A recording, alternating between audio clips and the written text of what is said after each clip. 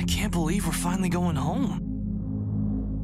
It's going to be a very long and difficult voyage, but it's our only chance to replace the Castle of Lions. Through ourselves we send a sign, but the messages are breaking. This is Katie Holt, Paladin of the Green Voltron Lion, broadcasting to Earth. Does anyone copy?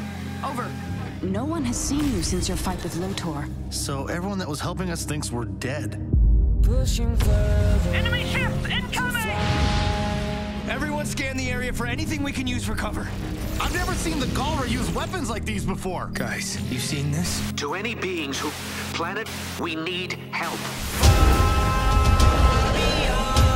We have to stay together.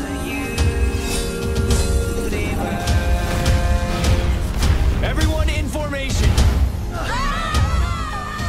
What the heck just happened? I'm guessing the Lions didn't have enough power to form Voltron. So now what?